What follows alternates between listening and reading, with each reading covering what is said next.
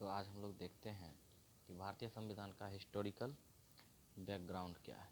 अब देखिए, आप इसमें देख रहे हैं कि ये जो है हम क्या ऊपर में लिखे हुए हैं, हिस्टोरिकल बैकग्राउंड। तो इसमें जो है तो आपको ये याद रखना होगा कि भारत में जब ब्रिटेन से शासन होता है तो सबसे पहले जो है ब्रिटेन में 1600 ईस्वी में 1600 ईस्वी में जो है वहाँ की एलिजाबेथ प्रथम के द्वारा जो है एक चार्टर एक्ट बनाया जाता है, जिसके माध्यम से ब्रिटिश कंपनी को भारत के साथ व्यापार करने का ऑर्डर मिलता है, एक फरमान मिल जाता है कि आप भारत के साथ व्यापार कर सकते हैं।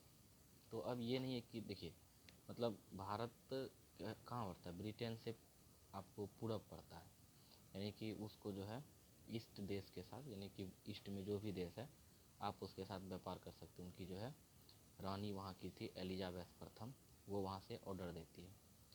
अब वहाँ से 1600 ईस्वी में कंपनी से जो है कंपनी बन करके चलती है, भारत आती है व्यापार करने।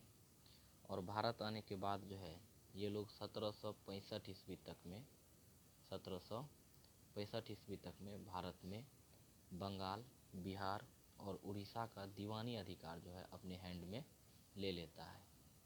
और अब 1765 में जब ये अपना भारत में आकर के बंगाल, बिहार और उड़ीसा का दीवानी अधिकार ले लेता है, तो इसमें अब धीरे धीरे क्या होता है कि इनकी क्षेत्रीय शक्ति जो है डेवलप होने लगती है, यानी एक छोटे छोटे पर्टिकुलर एरिया में अब ये डेवलप होने लगता है।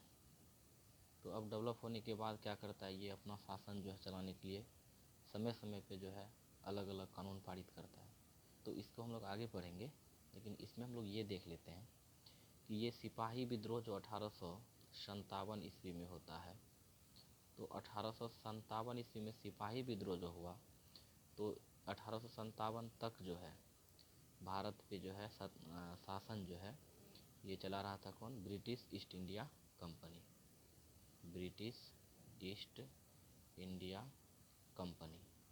फिर जो है 1857 के बाद 1858 से जो है 1858 से लेकर के 1947 तक शासन होता है भारत पे किसका, उसके क्राउन का।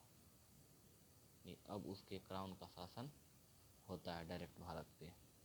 तो आप क्या देखें कि भारत में जो है 1700 सॉरी शुरू में जब स्टार्ट होता है तो पहले तो वो व्यापार करने आता है, तो वो तब तक कंपनी होती है।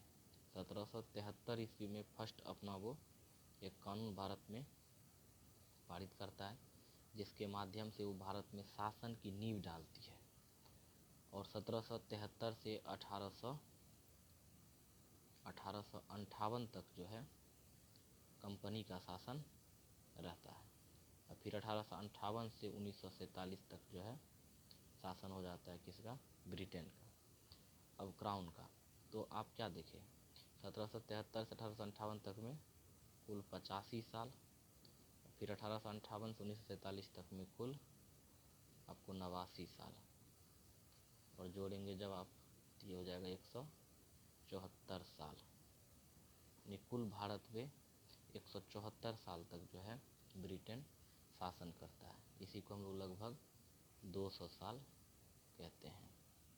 तो अब हम लोग आगे पढ़ेंगे कि फिर धीरे धीरे वो जो है कैसे भारत में शासन को जो है ठीक से चलाने के लिए अपना कानून पारित करते गया। इस वीडियो में हम लोग इतना ही पढ़ेंगे।